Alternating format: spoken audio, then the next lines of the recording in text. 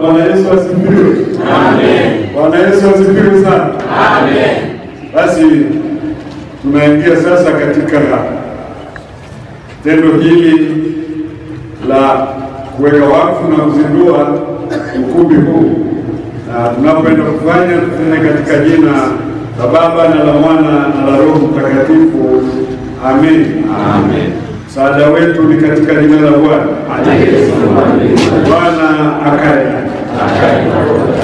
Tushirikiane pamoja kuimba namba 59 tunaanza. Baada ya kwanza kufunguo, karibisha mwenyekiti wa ujenzi wa kamati ya ujenzi wa ukumbi huu, Injinia Ekaini Manase kusoma risala.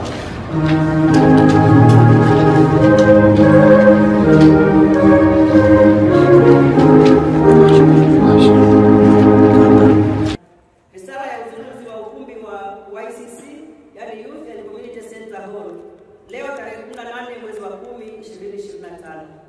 Mheshimiwa Mkuu wa Dayosisi ya Kaskazini, Baba Askofu Dr. Frederick Onaelisho, Mheshimiwa Mkuu wa Wilaya Moshi Godfrey Mzava, waheshimiwa wajumbe wa mkutano mkuu wa 17 wa jimbo, waheshimiwa waalikwa wa mkutano mkuu wa jimbo, Bwana Yesu Kristo asifiwe. Amen. Tangulizi. Nitakufundisha na kukuonyesha njia utakayoiendea. Nitakushauri jicho langu likikutazama. Maneno kutoka Zaburi ya 32 mstari wa 8.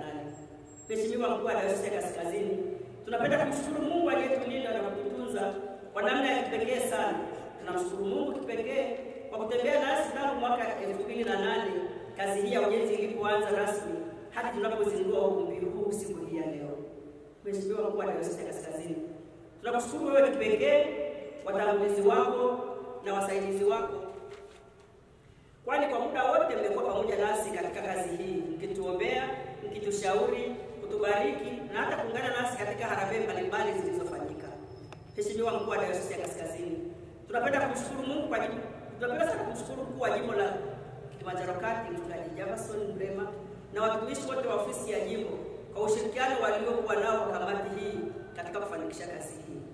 Aidha, tunapenda kuwashukuru viongozi wa jimbo waliomaliza muda wao wakiongozwa na msaidizi wa askofu mstaafu Mchungaji Ngaya Salia, mkuu wa jimbo mstaafu Mchungaji Joseph Ringo, na mkuu wa pili wa jimbo wakati huo Mchungaji Daniel ambaye hayati Mchungaji Daniel Latu, mkuu wa jimbo mstaafu Mchungaji Kennedy Kisanga akishirikiana na Mchungaji Fred Jama ambaye alikuwa mkuu wa pili wa jimbo katika kipindi hicho.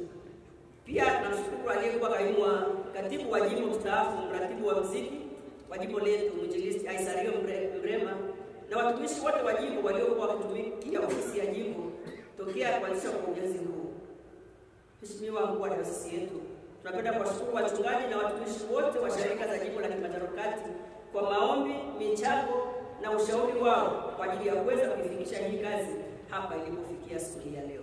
Mheshimiwa Mkuu wa Dayosisi yetu, tunapenda kuwashukuru washirika wa ndani na nje ya jimbo kwa ushiriki wao mkubwa katika kazi hii kupitia michango ya serikali na uhisani wa mtu mmoja mmoja. Tunapenda pia kuwashukuru marafiki wetu wa jimbo rafiki la Marienburg kwa maombi na michango yao walioitoa kwa ajili ya kuiwezesha kazi hii. Na hata katikati ya juma hili wametunga mkono kwa euro 4,000 kwa ajili ya kazi hii. Mungu awabariki sana. Shukrani maalum ziende kwa wajumbe wa halmashauri kuu ya jimbo waliopo na waliomaliza vipindi vyao, wajumbe wa halmashauri ya majengo waliopo na wale waliomaliza vipindi vyao, na kamati ya ufundi waliopo na wale waliomaliza vipindi vyao, ambao wamehusika kwa karibu katika kupanga, kuratibisha na kusimamia kazi hii na kuhakikisha kuwa inakamilika hadi kufikia hatua ya kuzinduliwa.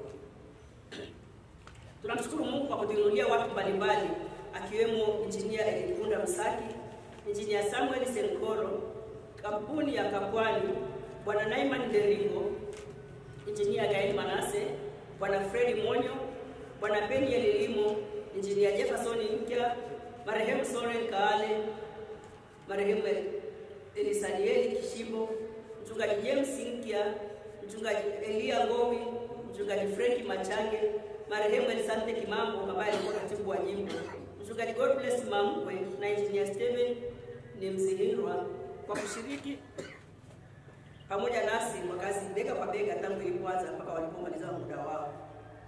Mheshimiwa Mkuu wa Dar es Salaam Kaskazini, nachukua nafasi hii kuwashukuru mabalozi wetu wa nje ya jimbo ambao walishiriki kuhamasisha kazi hii, ambao ni Dr. Herman Moshi, marehemu Elias Mshiu, Heriel Mrema, Bwana Hubert Kitange na Didas Mloto. Hawa wote walitumika katika ukusanyaji wa michango kwa wanajimbo waishio mikoani. Kwa kuwa orodha ni ndefu ya watu walioshiriki kwa namna moja ama nyingine, hawa niliowataja naomba wawakilishe tu na wengine. Niombe wewe ambaye hukusikia jina lako limetajwa, ujue mchango wako tunautambua na ni wa thamani kubwa mbele za Mungu. Mungu awabariki nyote.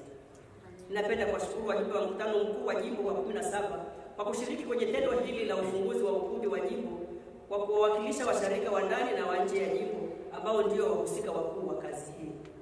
Historia fupi ya ukumbi wetu. Mwaka 2004 wazo la kuanzisha kitega uchumi cha jimbo lilizaliwa kwenye vikao vya wanajimbo vilivyohusisha wanajimbo wazawa waishio nje ya eneo la jimbo.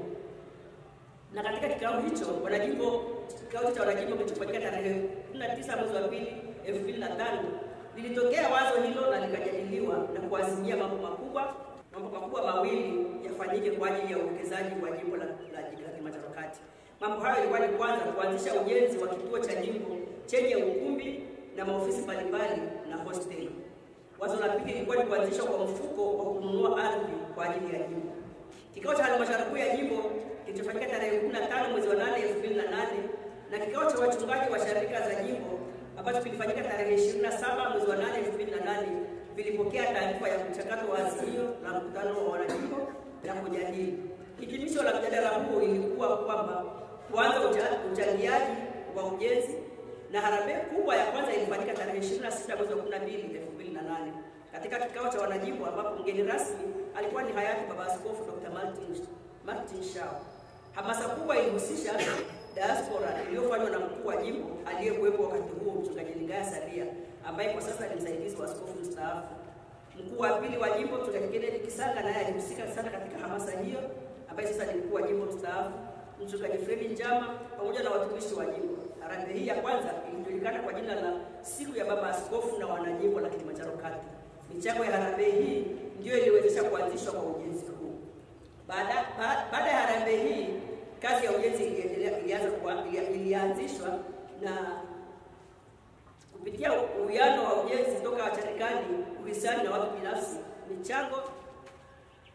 michango ya marafiki wa Marienburg Ujerumani pamoja na harambee ndogo zilizofanyika, kazi iliweza kuanza. Changamoto. Mradi huu ulikupata na changamoto mbalimbali kama zifuatavyo. Changamoto ya kwanza, kuibuka kwa mradi mwingine mkubwa wa Kitimbirihu Holistic Center. Hili liligawanya nguvu ile iliyokuwa inafanyika ya wanajimbo na kusababisha kuchelewa kukamilika kwa mradi huu. Hata hivyo, mkutano mkuu wa 15 uliweka azimio la kusitisha kwanza mradi wa Kitimbirihu na kufanyia kazi mradi huu wa ujenzi, na ikibidi utafute vyanzo mbadala vya fedha ya kuendeleza mradi wa Kitimbirihu bila kuathiri ujenzi wa ukumbi huu. Changamoto ya pili ilikuwa ni kupungua kwa uwezo wa kuendeleza ujenzi wa jengo, na hii ilichangiwa kupungua kwa uwezo wa kuendeleza ujenzi wa jengo lililokuwa limechorwa pale mwanzo, ambapo jengo lenyewe lilikuwa ligharimu shilingi bilioni 3.5 kwa mwaka 2014. Hali hii ilitokana na kuanzishwa kwa miradi mbalimbali ya ujenzi katika sharika mbalimbali, na ilisababisha kupungua kwa uwezo wa kuchangia katika mradi huu, na pia ilipunguza hamasa ya makundi yaliyokuwa yameweka kipaumbele katika kuchangia ujenzi huu. Mkutano mkuu wa 15 wa jimbo ulikuja kuazimia kwamba mchoro ule uliowekwa mwanzo ufanyiwe mapitio upya na kutoa kipaumbele cha kukamilisha kwanza ujenzi na vingine vitafuata baadaye. Changamoto ya ilikuwa ni ugonjwa wa COVID-19 ambao uliathiri mapato ya sharika, hasa kutokana na washirika wengi kutokuhudhuria ibada katika kipindi kile husika. Changamoto ya nne ilikuwa ni kutokea kwa mafuriko yaliyosababisha maji kutoka ardhini mwaka 2022 na 2024. Hii ilisababisha kusitisha ujenzi kwa muda ili kufanya utafiti na kuona kama kazi ingeweza kuendelea. Tathmini iliyofanyika ilionyesha kuwa hakuna madhara yoyote yaliyojitokeza au dalili za kutokea madhara makubwa baadaye. Hivyo kazi hii ingeendelea tena kama ilivyokuwa imekusudiwa kwa ushauri wa wataalamu. Changamoto ya tano ilikuwa ni kupanda kwa bei za vifaa vya ujenzi takribani kwa 18% kila mwaka, tofauti na makadirio ambayo yalikuwa yamewekwa wakati wa kuanzishwa kwa mradi. Hii ilisababisha makisio yetu kutokufikiwa na hivyo kuchelewesha ukamilifu wa ujenzi. Mfumo wa ujenzi tuliotumia ulikuwa ni force account pamoja na kujitolea, hivyo viliwezesha kazi hii kuendelea kwa gharama ambayo ilikuwa nafuu kidogo. Mafanikio yaliyopatikana. Mheshimiwa Mkuu wa Dayosisi ya Kaskazini Baba Askofu Dr. Fredrick Tonalisho, pamoja na changamoto tulizotaja hapo juu, viongozi wa jimbo, wachungaji, marafiki wa jimbo waliendelea kushikamana kwa pamoja, na kwa umoja wao na bidii kazi hii inaweza kufanyika mpaka hapa ilipofikia. Mpaka hapa kazi ilipofika, kazi hii imefanyika kwa gharama ya shilingi milioni 619,734,034. Gharama hii inajumuisha pia nguvu za washirika waliojitolea. Nguvu zao zimetamilishwa pia. Mafanikio ya pili, tulifanikiwa kutimiza azimio la mkutano mkuu wa 15 wa kujenga choo na kukamilisha jengo la choo cha kisasa ambacho kiligharimu kiasi cha shilingi milioni 56. Pamoja na kuboresha mazingira, kazi ya mazingira inaendelea hata sasa. Kusudio mojawapo la kuwa na ukumbi huu ni kuutumia katika kuelimisha vijana kupambana na changamoto mbalimbali zinazowakabili, na hii ndio sababu ya ukumbi huu kubeba jina la Youth and Community Hall.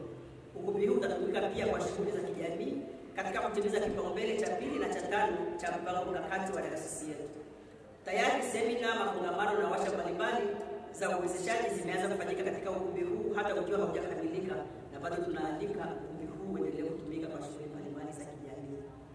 Mpango wa milele.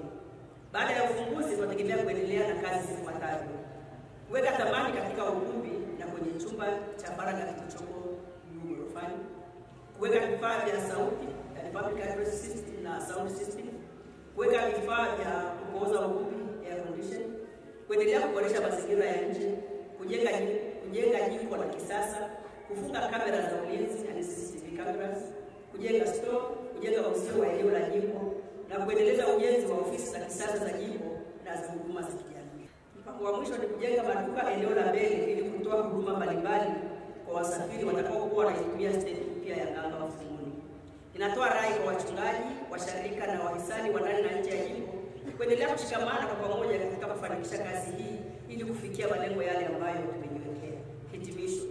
Kwa kuwa mradi huu ni wazo la mkutano mkuu wa wanajimbo, imeonekana kwamba ni busara uzinduzi wake ufanyike katika siku hii ya mkutano mkuu wa 17 wa jimbo ili kuhusisha washirika wa ndani na nje ya jimbo letu.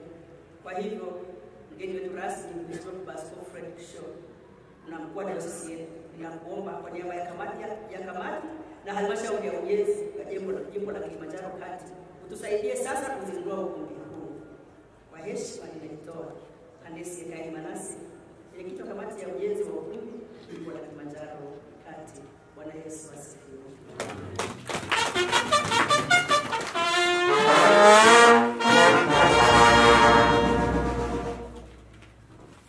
Asante sana injinia wetu, asante kwa risala hiyo ambayo imetupa historia nzima ya mradi huu na hata hapa tunapofikia kukamilisha. Bwana Yesu asifiwe. Na mimi kwa mamlaka niliyopewa na neno la Mungu na kwa mamlaka niliyopewa na kanisa, Ninafungua ukumbi huu kwa jina la Baba na la Mwana na la Roho Mtakatifu. Amen.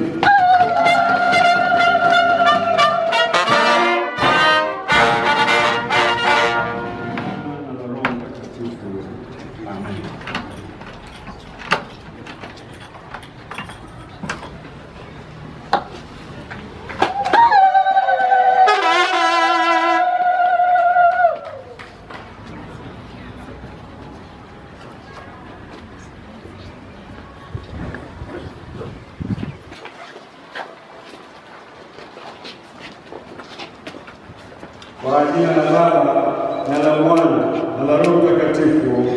Amen.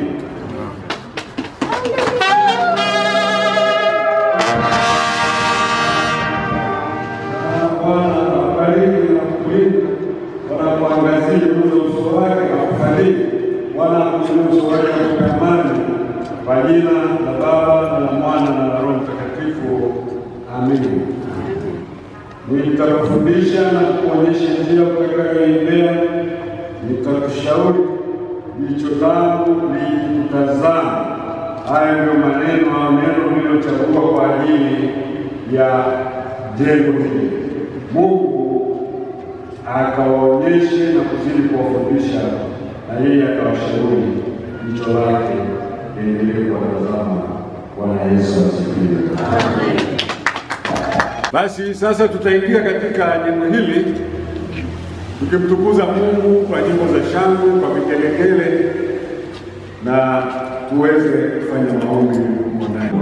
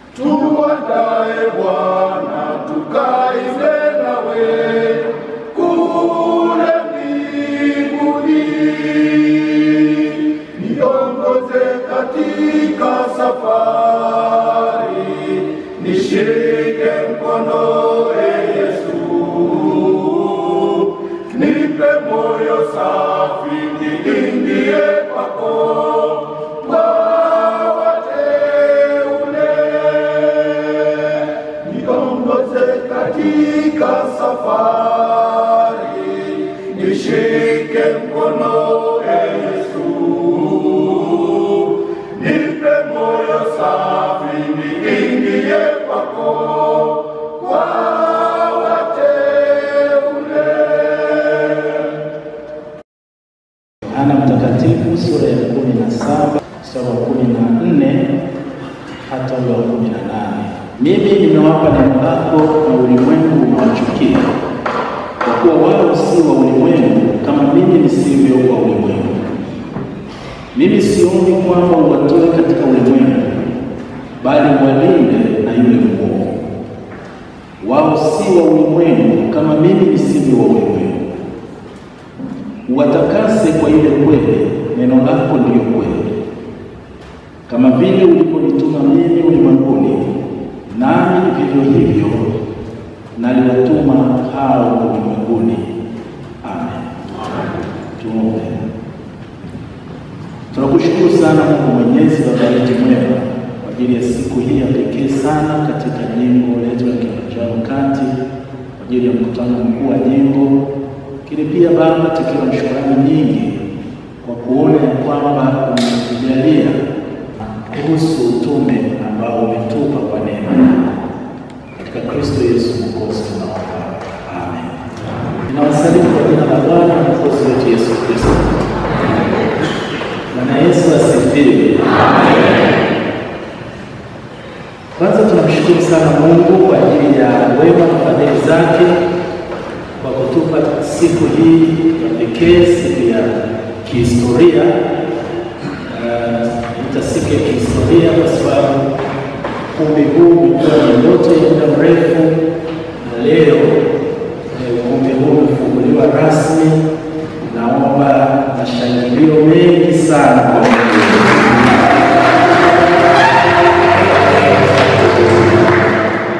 Mshukuru sana Mungu aliyeongoza viongozi wetu tangu wale waliokuwepo wakati wazo hili linaanza na waliosafiri pamoja hata kazi hii kufikia.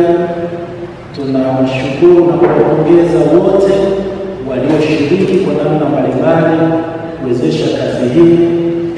Kama mwenyekiti alivyosema, nami naungana naye kuwatakia baraka watu wote ambao wameshiriki kwa namna yoyote kuwezesha kazi hii.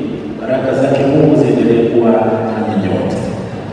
Natoa pongezi nyingi kwa Mheshimiwa Mkuu wa Jimbo na kamati ya maandalizi, jumbe wote wa mkutano mkuu, ikiwa ni chombo kikuu kabisa cha maamuzi katika jimbo, kwa jinsi ambavyo tumeandaa mkutano huu.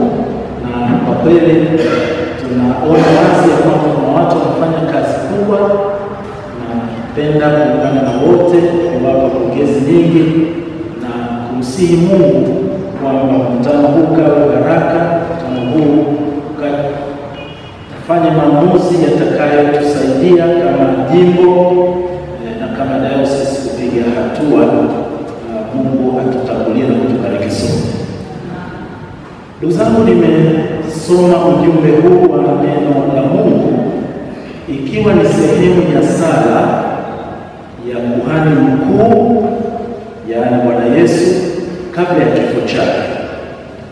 Na kama kuhani mkuu anafanya sala kwa ajili ya wale wanaomwamini na hata kwa ajili ya wale watakaomwamini hapo baadaye. Katika sala yake ameomba kwa ajili ya mambo mbalimbali, na naomba nijielekeze kwa sababu ya wakati kuzungumzia tu machache katika haya ambayo nimesoma kwenye kifungu hiki cha mistari michache. Mwokozi Yesu kuhani mkuu katika sala hii anaeleza ukweli kwamba sisi tunaomwamini sio wa ulimwengu huu, sio wa ulimwengu huu. Imejitokeza katika mstari wa 14, mstari wa 16. Na kwa kuwa tunaomwamini si wa ulimwengu huu, hilo anasema inafanya ulimwengu utuchukie, kwa sababu sisi sio wa hapa. Tukitambua kwamba tunalindwa na Mungu kwa gharama kubwa, sio kwa ajili ya kuishi kwa matakwa yetu ama kwa maslahi yetu, bali kwa maslahi ya ufalme wa Mungu. Tutakumbuka siku zote kwamba utumishi wetu sio hisani, bali ni wajibu ambao tumekabidhiwa tutimize. Na tukiisha kufanya yote tuseme tumefanya kama tumishi usio na faida. Kupitia mkutano huu mkuu tutapata nafasi ya kutazama tumetoka wapi, tupo wapi na tunakwenda wapi. Popote ambapo tutaona tumefanya kwa udhaifu, tutakuwa na nafasi ya kujisahihisha na kuomba nguvu mpya, kwa kuwa tunalindwa na Mungu kwa ajili ya kusudi la Mungu, kutimiza utume mwema tuliokabidhiwa. Bwana abariki neno lake na tubariki sisi sote kukumbuka wakati wote kwamba tunapotumika sio hisani tunatoa, bali tunatimiza wajibu ambao kuhani mkuu alituombea kwamba tulindwe na yule mwovu, ili tuitike utume wa kwenda ulimwenguni wote kuwaeleza wengine habari njema za ufalme wa Mungu. Amen.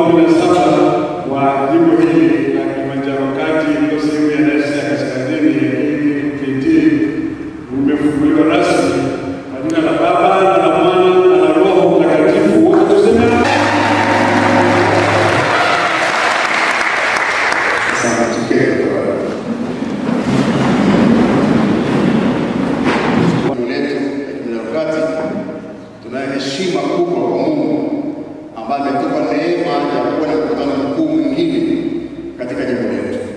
Na kwa ajili hiyo napenda kukaribisha na kumtambulisha kwenu mgeni rasmi na mnenaji wa neno mkuu mkutano wetu mkuu wa 17 ambaye si mwingine mkuu wa dayosisi yetu, Mheshimiwa Askofu Daktari Fred Kikombe Shoro. Askofu,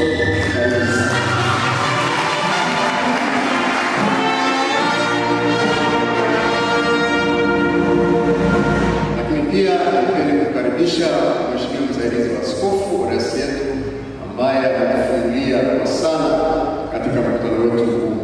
Mheshimiwa msaidizi wa askofu, karibu na asante sana.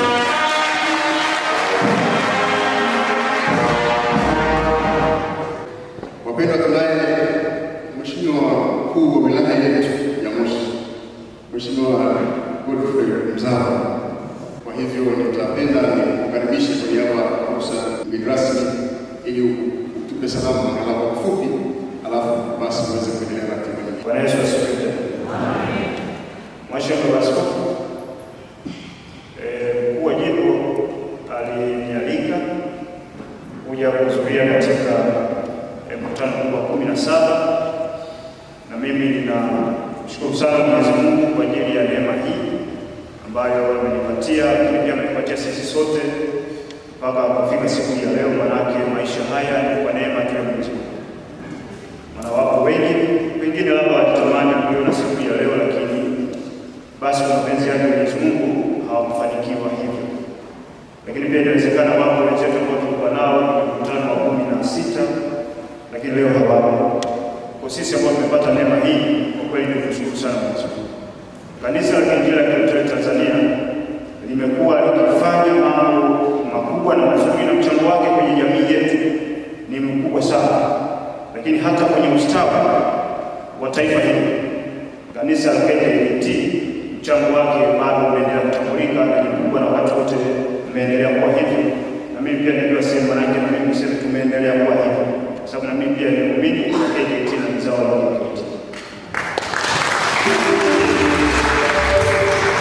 Mara kadhaa nimesema na ndio uhalisia ya kwamba hatujaenda tu kushughulika na mambo ya rohoni, lakini pia tunakwenda kushughulika hata mambo ya mwilini ambayo yamekwenda kugusa maisha ya mmoja mmoja ndani ya jamii yetu.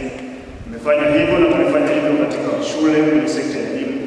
Tumefanya hivyo katika sekta ya afya kwa kiasi kikubwa sana tumefanya, lakini pia tunakwenda kufanya hata katika sekta ya uchumi, namna ya kuwainua watu, kuwasaidia kupata mtaji, kuendesha shughuli zao za kiuchumi. Tumeendelea pia kufanya hivyo. Kwa hiyo hata katika ustawi wa jamii wa kawaida kwenda kusaidia watu wenye mahitaji, jamii ile ambayo inakuwa na uhitaji mkubwa, bado kabisa limeendelea kuwa kimbilio la watu walio wengi sana kupata nafuu na uwezo, lakini pia kupata matumaini katikati ya maisha yao. Ni hili kanisa KKKT limeendelea kuwa chanzo katika kuendelea kuhakikisha jamii yetu kwa ujumla wake inaendelea kustawi. Serikali yetu ya awamu ya 6 chini ya uongozi wa Mheshimiwa Rais Dr. Samia Suluhu Hassan kwa kuendelea kutambua mchango huu, ni commitment yetu ya kwamba tutaendelea kuwapa ushirikiano wakati wote ili kuhakikisha yale yote ambayo wanahitaji kutoka serikalini na mahusiano kwa tunakuwa nayo kwa muda mrefu yanaendelea kuwepo na tutaendelea kuimarisha, na serikali iko tayari wakati wote kwa jambo lolote lile ambalo tutahitaji. Na mimi kwa nafasi yangu mkuu wa wilaya ya Moshi, milango yangu inaendelea kuwa wazi wakati wote kwa jambo lolote lile ambalo tutahitaji kunishirikisha, na wakati mwingine sitasubiri hata kushirikishwa, mwenyewe nitajishirikisha. Kwa hiyo ofisi ile ya mkuu wa wilaya ni ofisi yetu, kwa sababu ni ofisi ya umma, na umma ni pamoja na kanisa letu hili la KKKT. Kwa hiyo wakati wote ule kwa jambo lolote nitakuwa niko tayari, mimi na wasaidizi wangu na wenzangu wote tunafanya kazi pamoja kuhakikisha kwamba tunaendelea kutoa ushirikiano kwetu, lakini pia tunaendelea kutoa ushirikiano kwa jamii yetu yote ya wilaya yetu ya Moshi. Basi kwa kupokea salamu kutoka kwa Mheshimiwa Mkuu wa Mkoa wa Kilimanjaro, Mzee wetu Nurdin Hassan Baba, anakusalimu sana na anautakia kila la heri mkutano huu wa 17 wa jimbo letu la Kilimanjaro Kati. Na kwa kweli pia natamani kuwepo, lakini kwa sababu ya majukumu, basi salamu zake ninaomba mzipokee.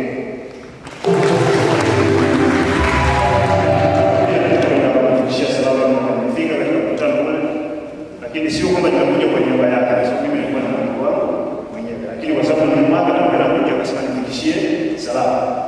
Kwa hiyo pia nitakwenda kufikishia salamu ya kwamba mkutano huu unaendelea vizuri na pia una usalama sana. Mwisho kabisa tunakwenda kwenye uchaguzi. Tumebakia na kama siku 11 hivi. Tunakwenda kwenye uchaguzi mkuu ambao sote tunafahamu, tunakwenda kuchagua rais, tunakwenda kuchagua wabunge, lakini pia tunakwenda kuchagua madiwani. Hawa ni wawakilishi wa wananchi, lakini rais ni mkuu wa nchi.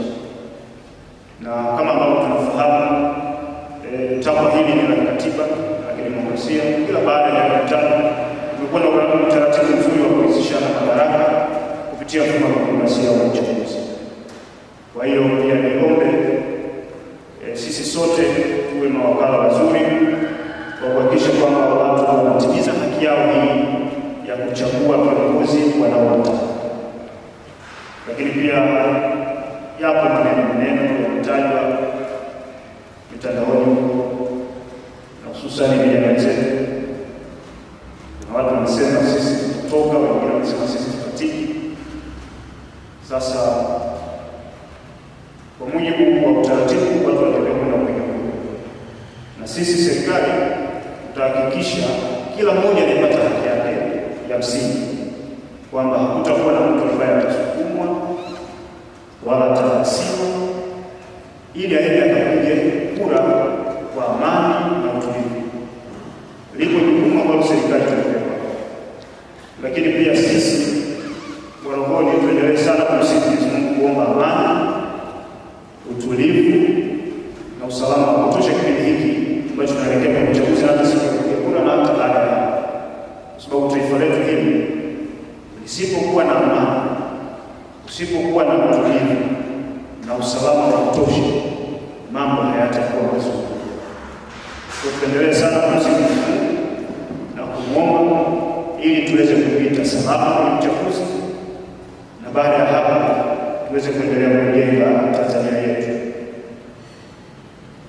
Hayo yote sisi tutayafanya kwa ukamilifu katika nafasi zetu, lakini pia sisi ambao tunaendelea kumwamini Mwenyezi Mungu na tumesogeza madhabahuni kusema naye, basi tuendelee pia kumsisitiza Mwenyezi Mungu ili tupite salama kabisa.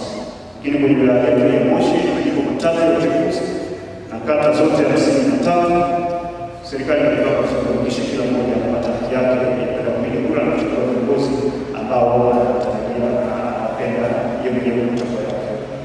Mwenyezi Mungu awabariki sana, natakia mkutano mwema. Yote ambayo tutajadili kwa kibali mbele za Mwenyezi Mungu na utekelezaji wake pia kupata kibali mbele za Mwenyezi Mungu kwa ajili ya ustawi wa kanisa letu, lakini pia ustawi wa jamii yetu, lakini ustawi wa wilaya yetu kwa wetu kujao na taifa letu kwa ujumla. Bwana Yesu asifiwe sana. Asante sana kwa kusikiliza na kushukuru sana kwa kusikiliza sana kwa bidii na uaminifu wao katika kutunza kazi za umoja na kipekee sana katika kutunza umoja katika dayosisi yetu. Hata pamoja na hayo, niseme pia kwamba kuna shirika chache ambazo zimesuasua katika kutenda kazi za umoja. Ninaomba mkuu wa jimbo, msaidizi wa mkuu wa jimbo na katibu wa jimbo mzifuatilie shirika hizi ili kujua ni nini kinachosababisha hali hiyo ya kusuasua, kushindwa kutembea pamoja na wengine katika umoja huu. Ndugu zangu wapendwa, shirika zinazofanya kazi za umoja kwa uaminifu ni ukweli usiopingika kuwa ndani ya shirika hizo takuta pia wanaweza kufanya kazi zao nyingi na tena wanazifanya vizuri, na kazi hizi zinampa Mungu tukufu. Ni kwa nini? Kwa sababu wanakuwa na ile roho ya umoja, roho ya kupatana na roho ya kutekeleza yale wanayoyapatana. Ndio maana kwenye Zaburi ya 133 mstari wa kwanza anasema, tazama jinsi ilivyo vyema na kupendeza ndugu wakae pamoja kwa umoja, maana ndiko Bwana alikoamuru baraka na uzima hata milele.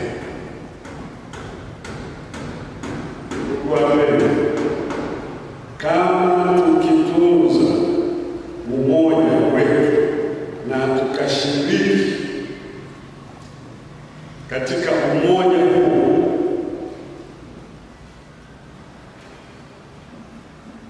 na umoja usio umoja wa maneno, kuna ahadi ya baraka ya Mungu kwetu sisi. Nasema ndipo alipoamuru baraka na uzima. Kwa hiyo usishangae ukiona shirika nyingine zinazidi kustawi, kukua na kubarikiwa. Usishangae kuona mshirika mwenzao anazidi kukua na kubarikiwa. Lakini hapa kuna neno la siri kwamba yeye anachunga neno hili, wao wanachunga neno hili, kukaa pamoja kwa umoja kama Mungu katika kuitenda kazi ya Mungu. Sasa ndugu zangu, nimechagua neno hili na sijamuuliza Mungu ajibu kwa nini anachagua neno hili kwamba inatosha sasa. Kwanza tazameni kaskazini, alafu inatosha sasa. Nimezunguka kwenye mlima huu, nimezunguka vya kutosha.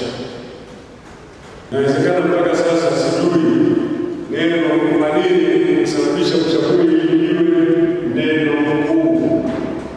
Nilivyozunguka mlima huu inatosha, geukeni upande wa kaskazini.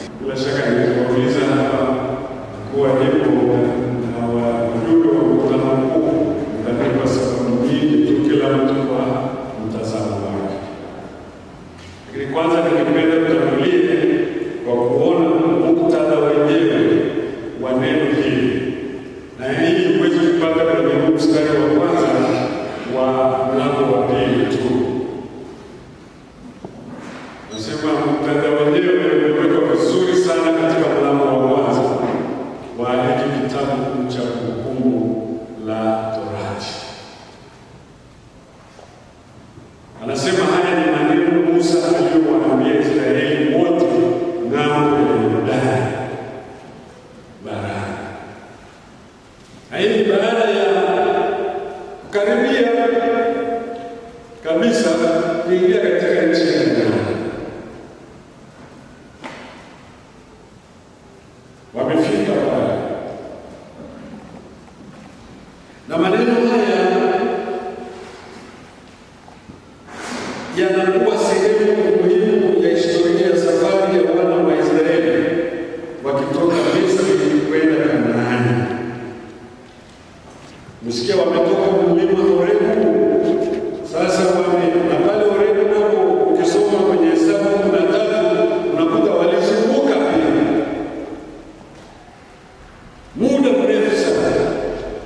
Sasa wanapokwenda mlima huu wa Seiri katika nchi ya Waamori, ndipo wamezunguka pale. Nafikiri ilikuwa ndio mzunguko ya mwisho pale, na ndipo Mungu anawaambia sasa inatosha. Wale Horebu pia walimzunguka Mungu, anawaambia inatosha sasa. Tabia ya manunguniko inazaliwa na nini? Tabia ya manunguniko ni kutokuona baraka ambazo Mungu ametuwekea katika maisha. Baraka ambazo Mungu ametupa sisi kama kanisa lake. Kutokuona baraka, kutokuhesabu kwamba Mungu ametembea na sisi katika nyakati zipi, hata nyakati zilizokuwa ngumu, na mkono wa Mungu haukutupungukia. Kutokuona hilo na kutambua hilo, tena kutambua kwa shukrani, maana yake kutoku appreciate. Hiyo huwa ni moja ya sababu za manunguniko. Hebu nimwombe kila mmoja wetu ajitazame katika maisha yake, katika safari yake, jinsi ambavyo Mungu amekuwa mwaminifu kwake. Nataka kujitazame kama kundi la Bwana katika ushirika wenu. Mungu anaonyesha kwa kiasi gani upendo wake na uaminifu wake, na anatembea na ninyi kwa kiwango gani. Na kama jimbo hili mbele na bahati kubwa sana, kama mnapokuwa majimbo wastaafu watatu walio hai, Tanzania kwa Tanzania kwa Mzee huko. Hii ni neema ya Kristo. Ni sehemu ya ushuhuda wa jinsi ambavyo Mungu amekuwa mwaminifu kwa kundi hili linaloitwa jimbo letu la Kilimanjaro. Tunaiona sasa ukiona kazi zinazofanyika katika shirika, ukiona kazi njema kama hii ambayo mmefanikiwa kuikamilisha, pamoja na kwamba ukihesabu miaka iliyochukua ni kama uzungukazuku kwenye mlima ule, leo tunafikia mahali pa kuizindua. Ndio sababu pia nafikiri moja ya sababu ya kusema hivi kilichotuzungusha hapo ya yote hii ni nini?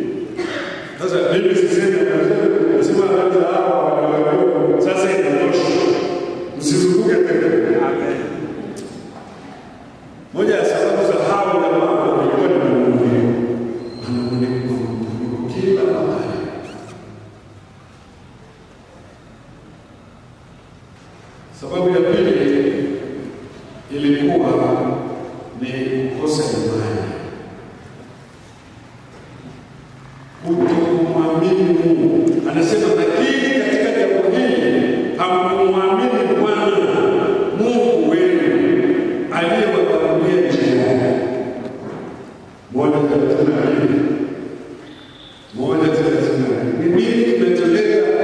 Mtu anajikuta anazunguka, watu wanajikuta wanazunguka mahali na wasomi mbele. Sababu ya tatu ni hofu. Wale waliotumwa kwenda kupeleleza nchi walileta habari njema, lakini kuna jambo lililowatisha. Na mnaelewa jambo lenyewe ni nini? Kilichowatisha mpaka wakajaa hofu, wakaacha kwenda huko na matunda yanaonyesha kabisa kama matunda yatakuwa haya nchi na matunda nchi na asali. Nini kilichowapa hofu wale waliopeleleza? Na wanasema nchi ni nini? Majitu yalikuwa makubwa na marefu. Sasa kuna vitu vingi vya kujifunza. Kuna makundi mawili kati ya wale waliotumwa. Moja wameleta habari ya pamoja, si ndio? Wameleta habari ya pamoja kusema jamani, kwa kweli nchi ni nzuri. Hata watu hawa kundi kubwa tu likagawanyika likasema lakini kuna mijitu. Kuna nini? Mijitu. Na unajua katika kundi lolote unapoamua kufanya kazi ya pamoja, iwe ni katika familia, iwe ni katika usharika au katika jimbo kama hili, kuna watu pamoja na kuona fursa zilizopo, uzuri wa jambo lenyewe, uzuri wa kule tunapoelekea, bali wao watasisitiza kuona nini? Kuona mijitu.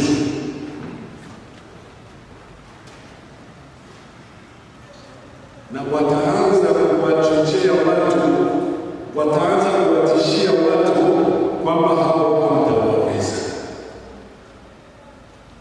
Ni mara ngapi nisikia project inatakiwa kuanza kurusha au kazi fulani inatakiwa ifanyike katika jimbo, au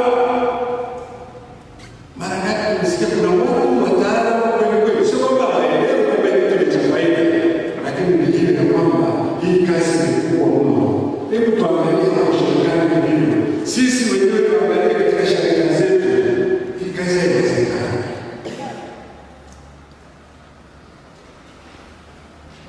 Haiwezekani. Kwa hiyo kutokana na hawa watu wanajazwa hofu, watu wanajazwa hofu.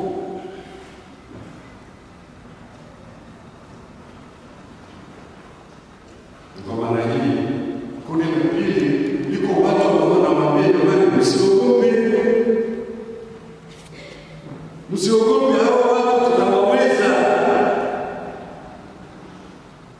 Hao ni akina nani? Akina Kalevi.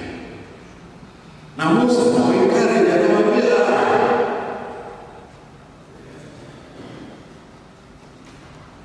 tusiogope.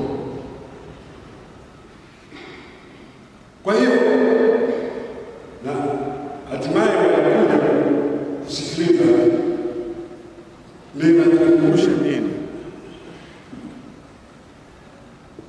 Kanisa limehitaji viongozi ambao badala ya kukatisha watu tamaa na kuwajaza watu hofu, kanisa linahitaji watu ambao wanawatia watu moyo, watu wasio na hofu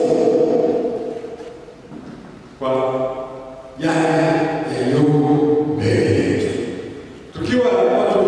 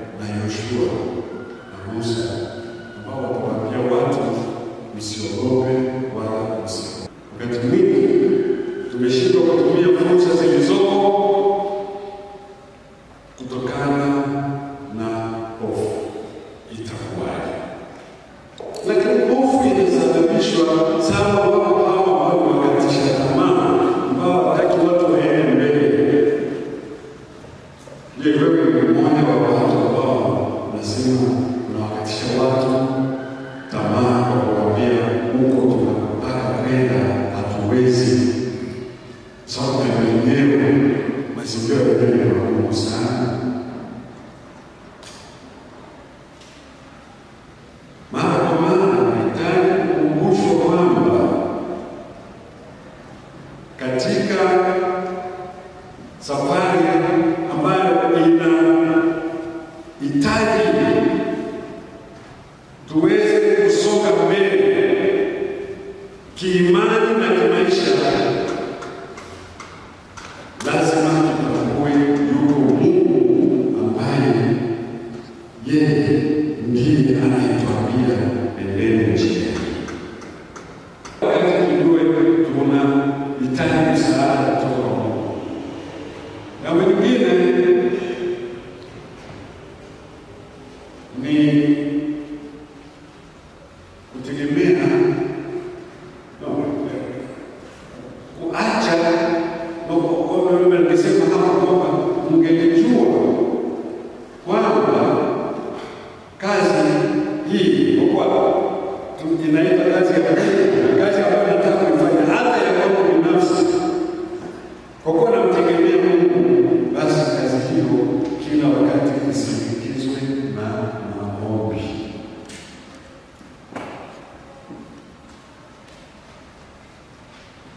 Ombea jambo hilo, himiza familia iombee jambo hilo, usharika uombee jambo hilo kila wakati. Tumeona mkishaanza hivi mnaanza kusonga na Mungu anawafanikisha, alafu mnasahau kabisa habari ya kuendelea kuomba. Biblia inatuambia kuomba kila wakati.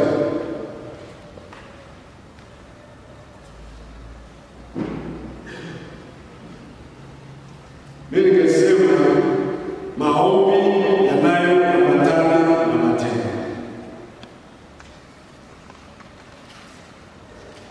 Sababu sisi pia kuna tabia na hii inafanya watu wengi kusumbuka kwa miaka 40 wako pale pale, hawaoni nuru ya kwenda mbele, hawawezi, wanatamani lakini hawawezi. Ni tabia ya kutegemea maombi bila matendo.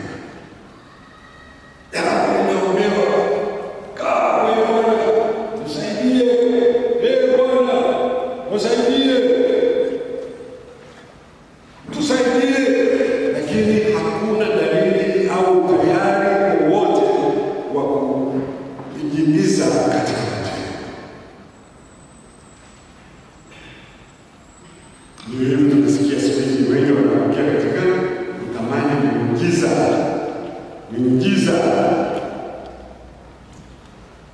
kwamba mikate ishuke kutoka mbinguni kama mana.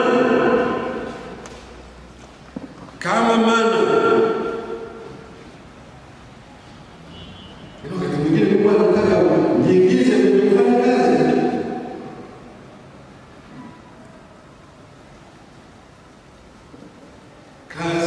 Lazima kubariki kazi ya mikono yako. Sasa lazima mikono hii mtu ifanye kazi, na isije kama kazi ya mikono ya wengine. Ndipo unapobariki. Basi sasa tabia hiyo naona kwamba inaweza ikawa sababu ya kufanya tusumbuke.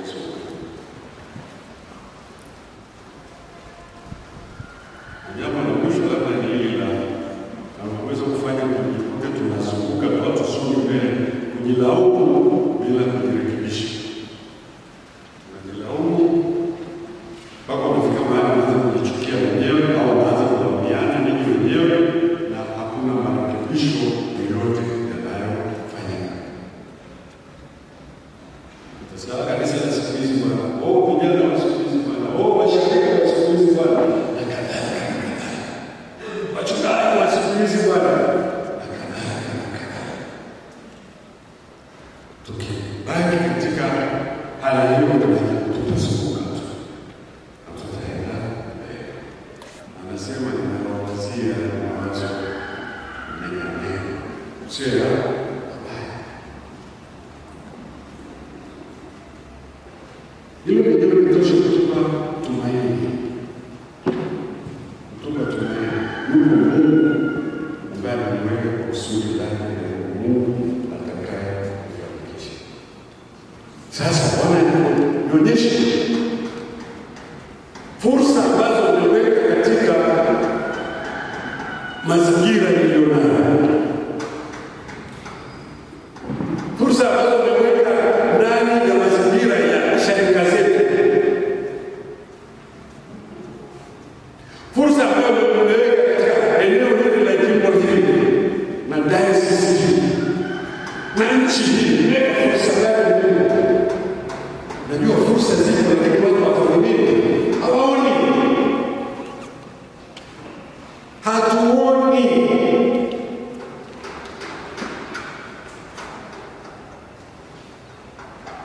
Unajua watu wanasema jamani, Moshi inaitwa kwa kirefu chake ni Mungu onesha. Mungu onesha. Sasa watu wanaokaa Moshi ni watu wanaweza kuona fursa haraka na kuzitumia. Sasa mimi natamani hii naambiwa geukeni kaskazini, sasa ndipo uelekee huko, elekea huko fursa zilipo. I don't think kwamba kaskazini ni Moshi au dayosisi ya kaskazini. Wewe unapata picha nyingine, tumsaidia unapata picha nyingine. Kaskazini inaweza ikawa ni mahali wowote, maana pana fursa. Lakini hapa ndani yetu mazingira haya kuna fursa za kutosha. Kunia pamoja na kusubutu ndiko tunahitaji, na kuwa na ubunifu na ujasiri wa Bwana. Shirika zetu zimezungukwa na fursa nyingi. Nitoe wito wachungaji na wazee wa kanisa, mkae kwa utulivu, mtafakari juu ya namna ya kuanzisha vitega uchumi, kuboresha maisha na uchumi wa Kristo mmoja, ili kipato cha ushirika na cha shirika zetu kiweze kuongezeka. Na hapa niseme kipekee, kuna mfano mzuri. Sasa nazungumza sana na shirika za milimani, lakini hapo uchi tunaweza ushirika wa sawa. Mchungaji wa sawa kwa ushirika wa sawa. Asante mchungaji. Najua ushirika mpya ni pale tutafanyaje kubadilisha wakaona fursa kwa hapo Mungu imani hapo, lakini wakaamua tunakwenda kujenga hostel karibu na chuo kikuu cha Mwingi.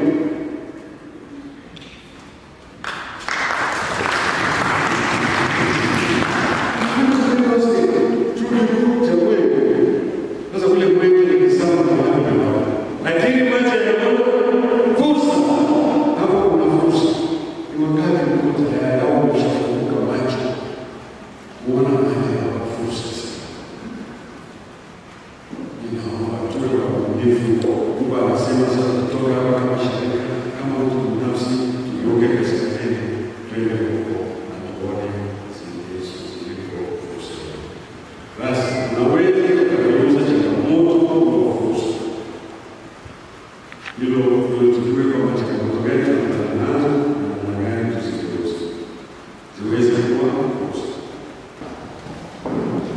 Mgeni wetu rasmi na mnenaji wa neno kuu na mkutano wetu 17 wa jimbo la Kati. Mheshimiwa Askofu, nilipokuwa naomba Mungu kwa ajili ya mkutano huu, nilipata neno hilo ambalo umelisema. Nilikuwa najaribu kuwaza ni kitu gani hasa Bwana anataka kusema nasi. Askofu niliposema, nilimsikia mwenyewe kusema ndani ya roho. Namshukuru sana jinsi Mungu amekutumia na yale ambayo umesema kwetu ni mwongozo, na kama alivyosema tumekawa yatatusaidia tusizunguke tena, tusonge mbele. Mheshimiwa Askofu Daktari Felix Onesho kwa taasisi yetu na mgeni rasmi wetu 17 wa jimbo la Kati, Mheshimiwa msaidizi wa askofu Mchungaji Deogratias Msanya,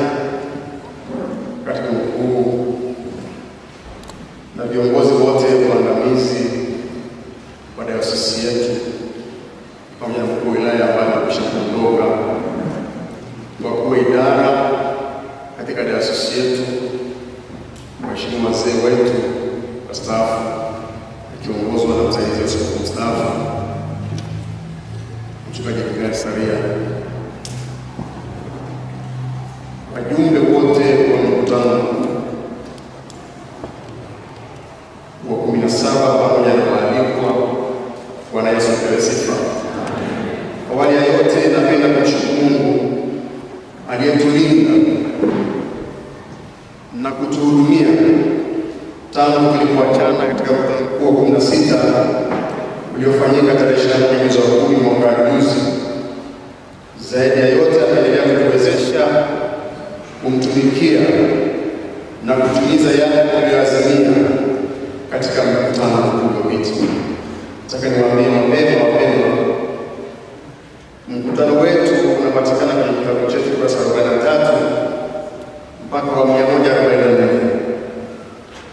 Hata hivyo sitasoma neno kwa neno, nimeandaa tu ufupisho ambao nitausoma kwenu nikiamini ya kwamba kila mjumbe alipata kitabu hiki mapema toka Jumatatu, na kwa hiyo tulikisoma na tumekielewa na kupata nafasi nzuri katika majadiliano. Bwana Yesu asifiwe.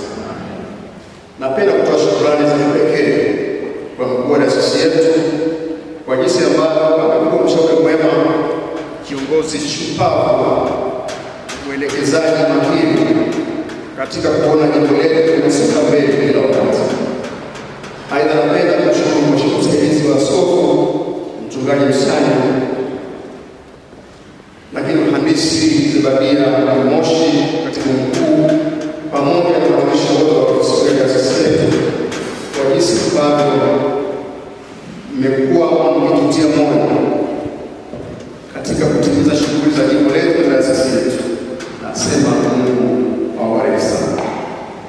Lakini napenda kuwashukuru sana wazee wangu, watangulizi wangu wa majimbo waliopita wakiongozwa na Mchungaji Mikael Saria pamoja na wasaidizi wao waliotumika pamoja nao katika awamu zote za uongozi wa jimbo letu. Ninawashukuru kwa kweli, mheshimiwa mwenyekiti, wazee hawa, viongozi hawa kwa baraka sana kwangu, wamenitia moyo katika kutimiza majukumu yangu. Jimbo karibu ya mkaya wakati tawarosi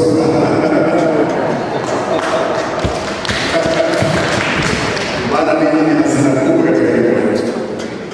Aidha, napenda kuwashukuru wakuu wa majimbo wenzangu walioko hapa na ambao wameshindwa kufika kwa jinsi ambavyo wamenitia moyo katika utumishi huu. Kwa kweli imekuwa ngumu na faraja katika kutimiza wajibu wangu. Asanteni na Mungu awabariki. Napenda kuwashukuru watumishi wenzangu wa ofisi ya jimbo na kipekee msaidizi wangu Mchungaji Israeli Moshi. Kwa kweli Mchungaji Israeli Moshi kuisaidia Mungu sana. Lakini katika jimbo Johnson Foya na waratibu wengine wote katika idara zote za jimbo letu, kila mmoja kwa jina na nafasi yake, kwa kweli umekuwa msaada mkubwa sana katika kutimiza majukumu yangu ya kila siku katika jimbo letu. Napenda kuwashukuru washirika wote wa jimbo letu ambao ndio uhai wa jimbo letu. Pasipo uwepo wenu na kujitoa kwenu, hakuna jambo lolote ambalo lingelifanyika. Nasema Mungu awabariki. Kwa dhati ya moyo napenda kuwashukuru kipekee washirika wa jimbo letu waishio nje ya jimbo letu ni diaspora kwa kushiriki vyema katika mambo mbalimbali ya usio jimbo na shirika zetu. Aidha, napenda kuwapongeza kwa kuwa mabalozi wema wa kanisa kule mnakoishi na pia kutokusahau nyumbani. Na waomba mwendelee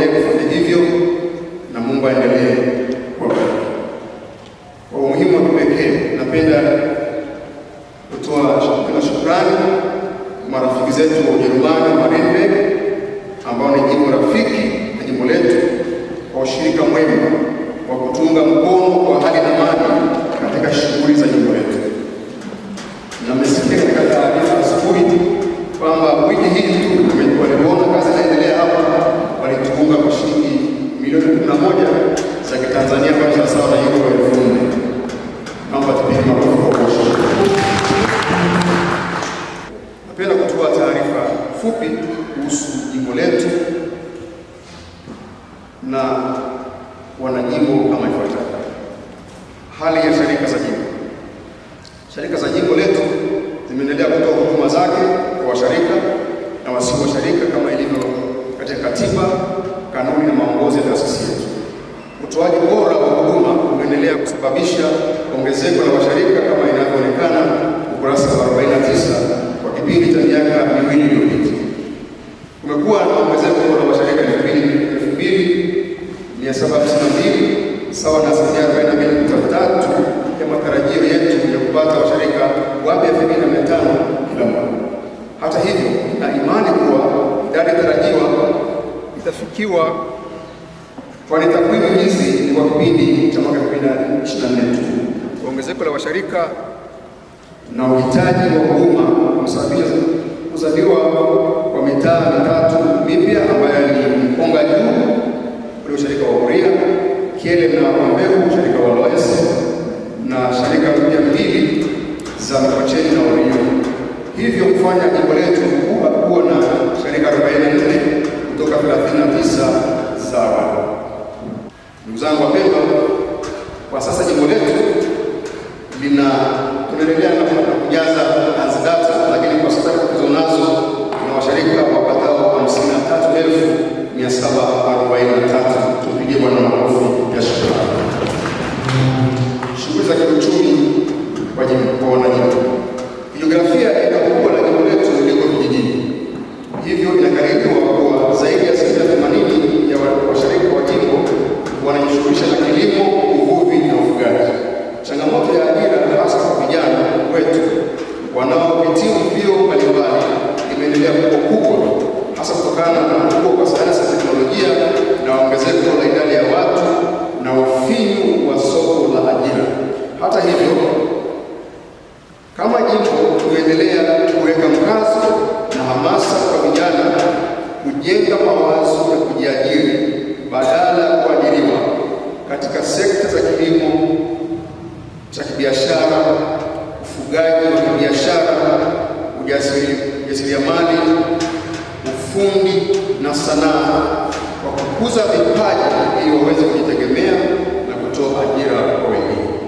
Aidha, katika jitihada za kujenga ukuaji endelevu wa uchumi wa jimbo letu na wanajimbo, tunaendelea kuhimiza washarika kutumia na kujiunga na taasisi za kifedha, mfano UCB, ELST, SACCOS, vyama vya ushirika kama vikoba, pamoja na kupata elimu ya kifedha na mambo ya uchumi ili uweze kujikwamua uchumi.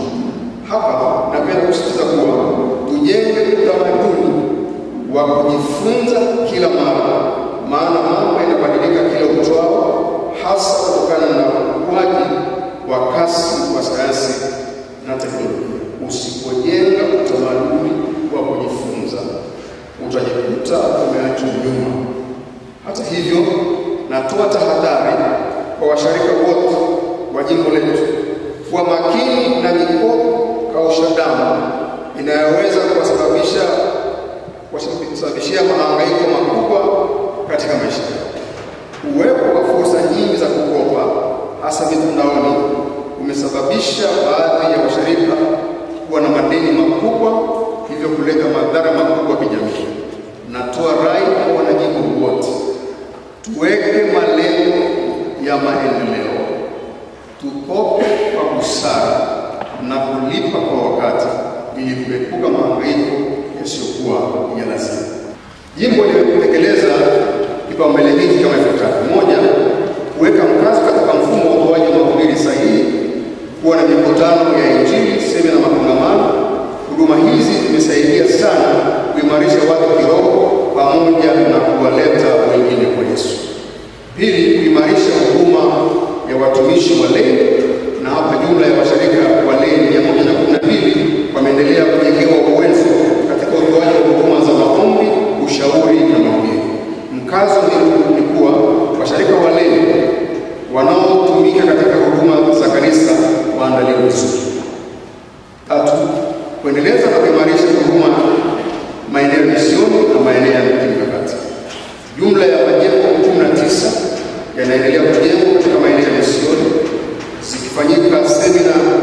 Zilifanyika pia semina na mikutano mbalimbali katika maeneo ya misioni, mitaa mipya mitatu iliyofunguliwa kama nilivyosema kwa awali. 4, tunaendelea kuhimiza ufunguaji wa majukwaa ya kidijitali kwa ajili ya kutoa huduma ya neno, makundi mbalimbali ya WhatsApp yameundwa, kurasa mbalimbali zimefunguliwa katika mitandao ya YouTube na Facebook. Aidha, natoa rai majukwaa haya yatumike kwa lengo lililowekwa na sio vinginevyo. Katika kitabu cha mkutano ule ukurasa wa kwanza utaona anwani ya YouTube ya jimbo na kufuatilia utaona matukio mbalimbali na tukio hili litarushwa baadaye. 5, tunaendelea kuandaa watumishi wa Injili na kuhakikisha ikama ya watumishi inakuwa kamili. Kwa sasa kila usharika kuna wainjilisti wa kutosha. Sharika 30 zina parishioners kutokana na idadi ya wanafunzi waliojumuika. Ifikapo 2027 sharika zetu zote zitakuwa na parishioners. Idadi ya wanafunzi vioni kwa kozi mbalimbali inaonekana ukurasa wa 57 mpaka 60 kitabu chetu cha mkutano. 6, tumekuwa na huduma kwa makundi maalum kama vile wanaume na jamii kwa jamii ya Masai, madereva wa bodaboda, madereva wa malori na watoa huduma za kitalii. 7 ni mmoja wanaume. Naomba kuzungumzia kundi hili jipya na la kipekee katika kanisa ambalo msingi wa kuanzishwa kwake ni dhana ya ujenzi wa familia bora, familia imara. Juhudi za uanzishwaji wa kundi hili umezaa matunda, kwani kwa sasa kila usharika una mmoja wanaume. Jumla ya vikundi 9 vya kwaya wanaume vilishiriki uimbaji wa halaiki mwaka huu 2025. Mmoja wanaume ulishiriki katika maonyesho idara ya mwaka huu 2025 usharika wa Fukeni.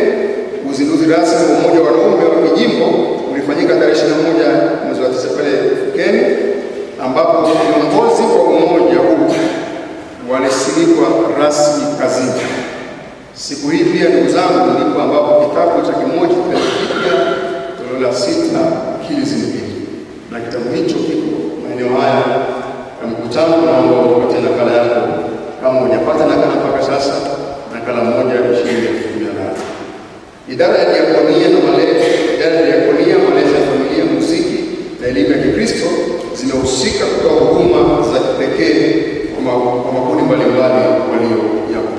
9, kupitia idara ya elimu ya Kikristo tumeendelea kuweka mkazo wa huduma kwa watoto, hasa dini shule ya Jumapili na vikundi vya habari njema kwa watoto. Walimu 116 walijengewa uwezo wa malezi ya watoto. Walimu 519 waliandaliwa kwa mfumo wa CEF kulea vikundi vya watoto.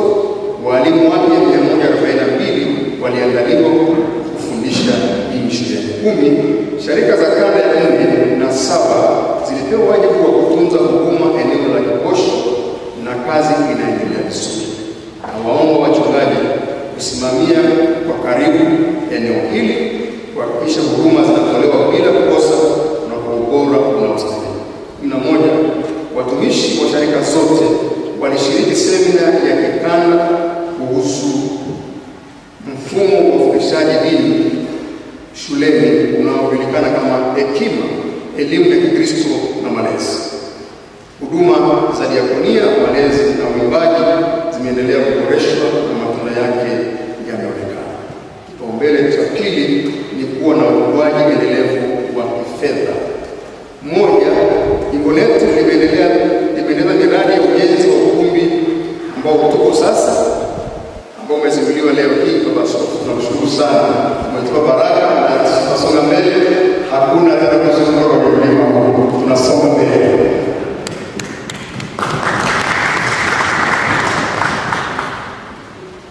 Lakini pia tumeendelea na mradi wa daycare kule usharika wa Lwasa, na katika hatua nzuri za ukamilishaji, na tunategemea mwakani tutaanza kutoa huduma. Pia tunaanza upembuzi yakinifu wa jinsi ya kutekeleza mradi wa Temberio Holistic Center ambao utaanza baada ya kukamilisha mradi wa jimbo. Miradi hii tunategemea kuwa itaongeza kipato cha jimbo letu. Pili, kuwajengea washirika uwezo wa kiuwakili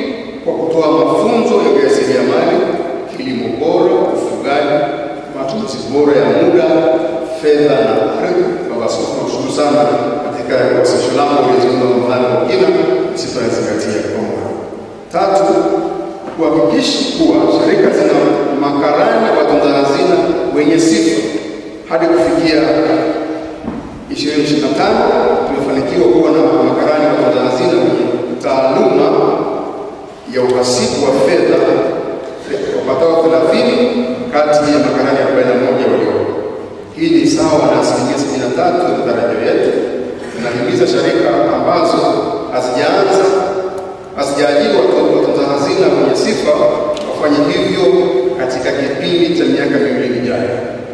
4, washirika wamefundishwa kuhusu utoaji, wamefundishwa na kukumbushwa juu ya utoaji unaozingatia ahadi ya Mungu kwa Bwana. Shirika za jimbo zimeanza kutumia vitabu vya wajane wa Bwana ambavyo kwa muda mrefu vilisahaulika. Hii imeanza kuonyesha mabadiliko chanya katika utoaji wa sadaka katika shirika zetu. Nahimiza mafundisho ya mfumo huu wa utoaji wa sadaka uwe endelevu. Kila mwisho wa mwaka yatolewe mafundisho na kuwatia moyo washirika kuweka ahadi, ikiwa Mungu atawavusha mwaka unaokuja wakafanya shughuli zao mbalimbali za kiuchumi wakafanikiwa, watamtolea Mungu nini kama shukrani yao. Mikutano mikuu ya shirika. Kwa mwaka 2023, shirika 25 kati ya 39 zilifanya mikutano mikuu. Mwaka 24, shirika 34 kati ya 39 zilifanya mikutano mikuu. Mwaka huu tunategemea shirika zote 41 zitafanya mikutano mikuu kabla ya mwaka kuisha. Nahimiza shirika zote kufanya mikutano mikuu.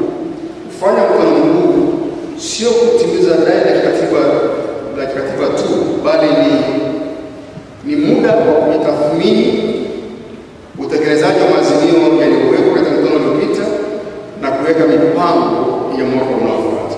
Kwa hiyo naomba kwamba kila ushirika mwaka huu usiishe bila kufanya mkutano. Nawashukuru wachungaji wote wameshaweka ratiba na ofisi ya jimbo itafika kwenye mikutano hiyo ili kuweza kushiriki katika mipango ambayo mtajiwekea kwenye shirika zetu.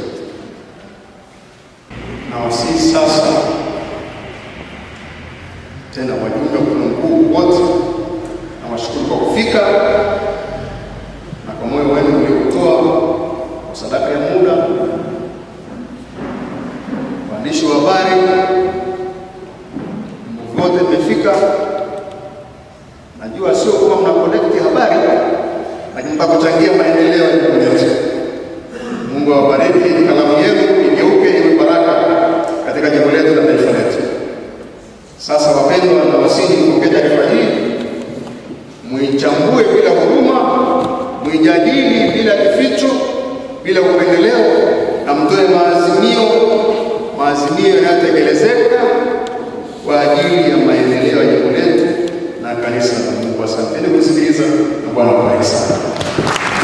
Nimshukuru sana Mheshimiwa mkuu wa jimbo mbele mwenyekiti wa mkutano huu mkuu wa 17 wa jimbo letu la Kilimanjaro Kati, Mchungaji Jefferson Rema, kwa kuwasilishia taarifa, na iliwasilishwa kidijitali kisasa sana. Tulidhani tutapitia, nilikuwa naipitia taarifa, si mchezo, ndefu, ina mambo mazito mengi, lakini ametupitisha kwenye vyote ndani ya mstari mmoja. Sisi wenyewe tumeshangaa Kristo anatupitisha sasa. Kwa taarifa tuliopewa alivyosema Mheshimiwa mwenyekiti wetu, tayari kijitabu hiki tulikwisha kupata kabla ya mkutano mkuu muda mrefu, na tulikwisha kupitia kwa kina, na haya yote yaliyoleta sasa. Kwa niaba ya Mheshimiwa mgeni rasmi, sasa niombe kuleta kweli neno hili la ombi kusikia rai yenu kama mnapokea taarifa hii ya mkutano mkuu wa Mheshimiwa mkuu wa jimbo mbele ya mwenyekiti wetu wa mkutano mkuu wa 17 wa jimbo la Kilimanjaro Kati. Niombe kusikia kutoka kwenu. Je, wajumbe wa mkutano mkuu wa 17 tunaipokea hii taarifa ya jimbo letu la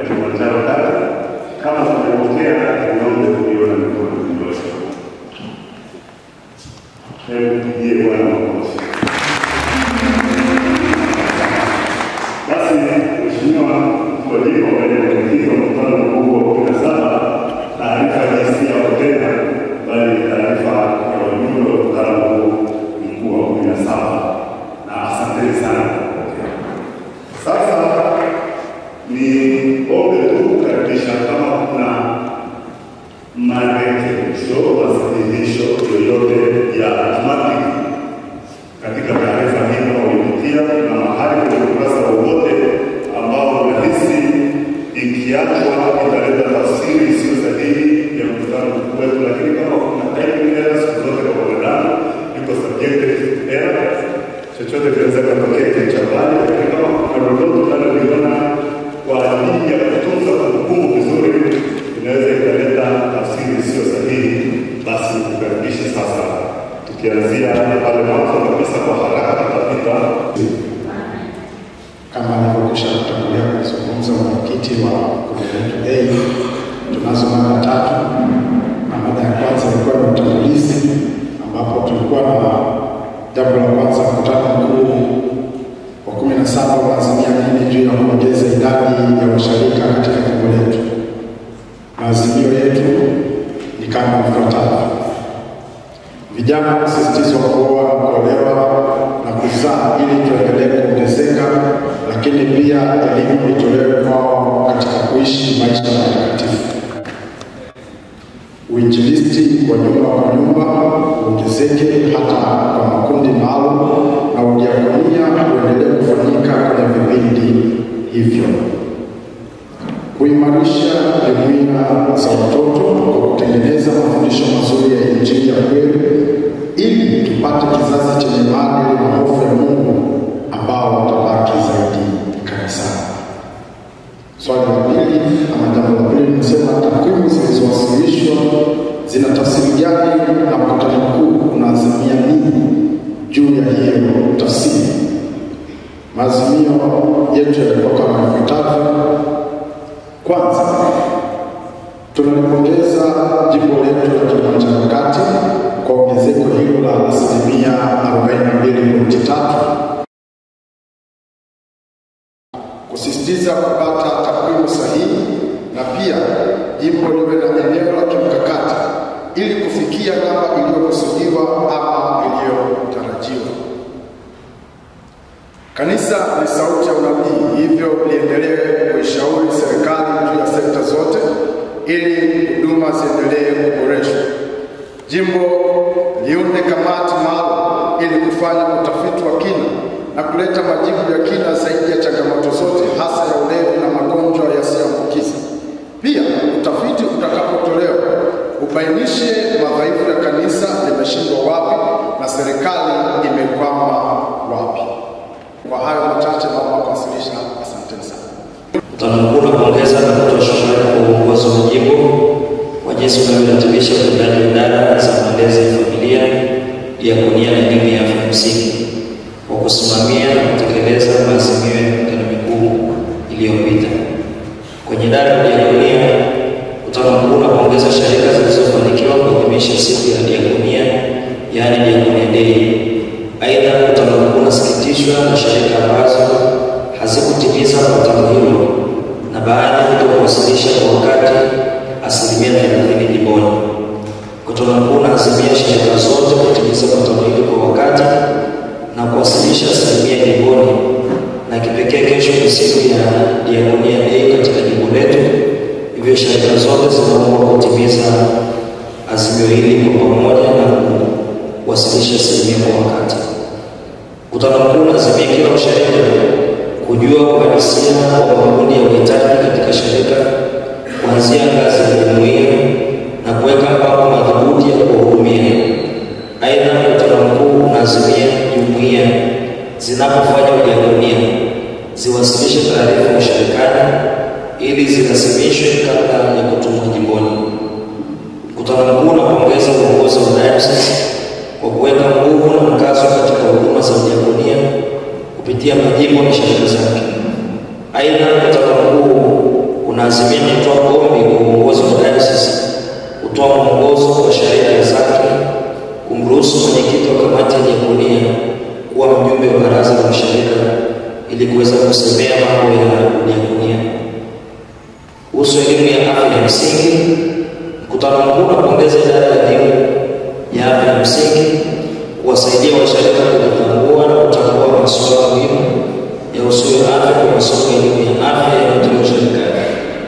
Ili kuweza kuimarisha huduma ya elimu ya afya ya msingi ushirikani, mkutano mkuu unaazimia kila ushirika kuimarisha kamati ya elimu ya afya ya msingi kwa kupata wajumbe kuanzia kwenye ngazi ya jumuiya. Mkutano mkuu unapongeza shirika ambazo zimeweza kununua vifaa vya upimaji afya.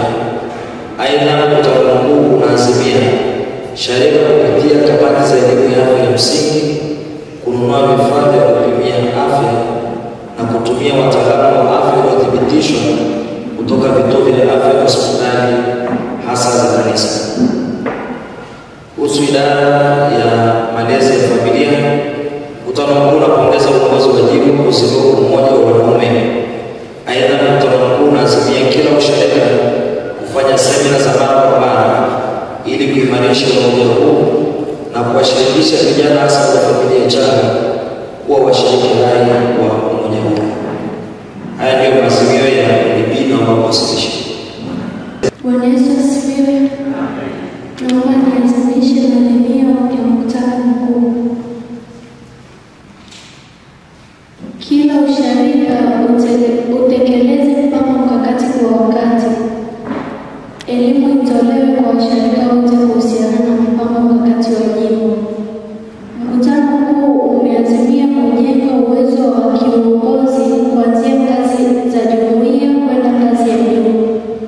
Mkutano mkuu umeazimia pia katiba zisambazwe kwa wingi na elimu itolewe kwa viongozi wa ngazi ya chini. Pia mkutano mkuu umeazimia utaratibu wa kuanzisha motisha mbalimbali katika ngazi zote. Mkutano mkuu umeazimia viongozi waandae junior classes ili kuwafundisha vijana wanapomaliza kipaimara. Uhusiano na partnership na diaspora. Mkutano mkuu umeazimia partnership zote lazima zitambulike kama katiba inavyosema. Mkutano mkuu umeazimia kuwe na mkakati madhubuti ya mawasiliano kati ya partnership na diaspora.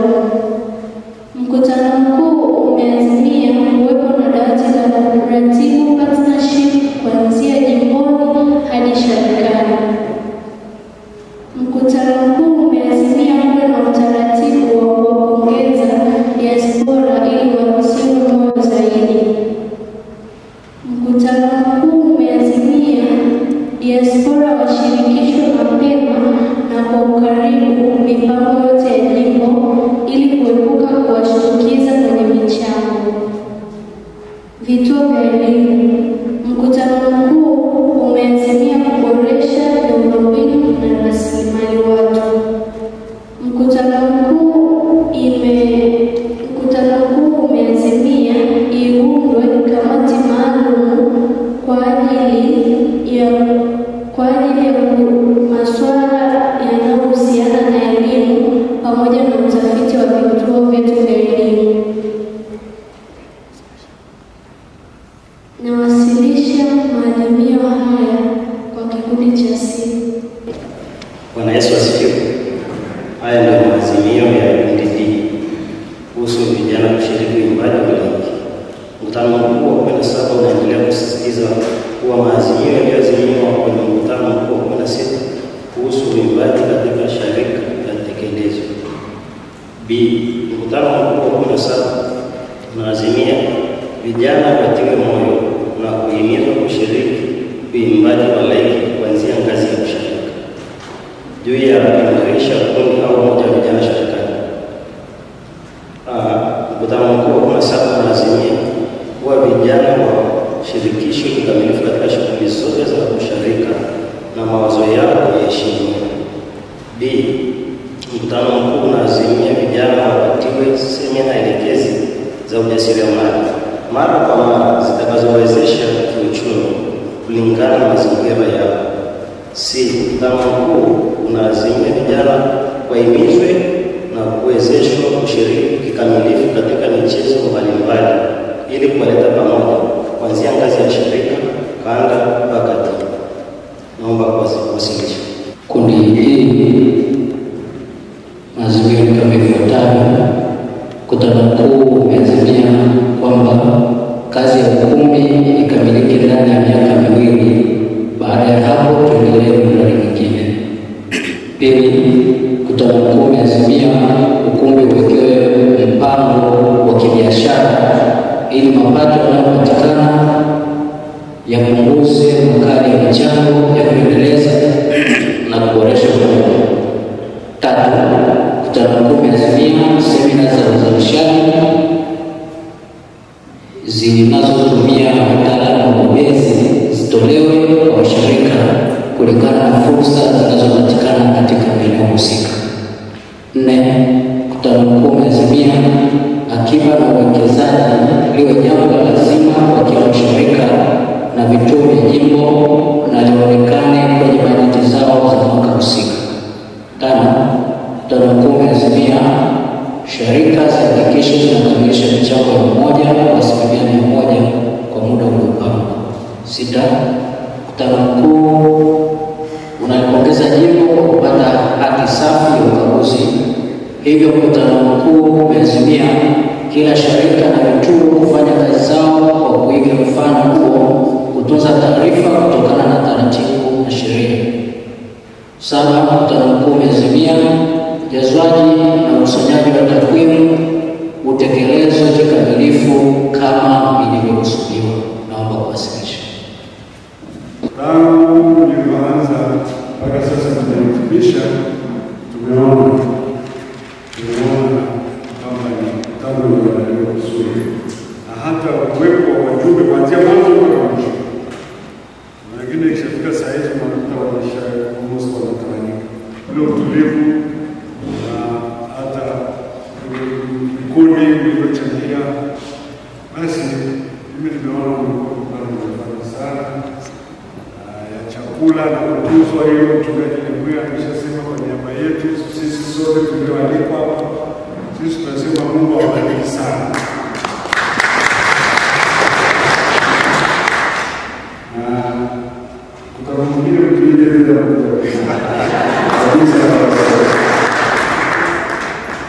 basi ndugu zangu, tufunge kwa kutakiana neema.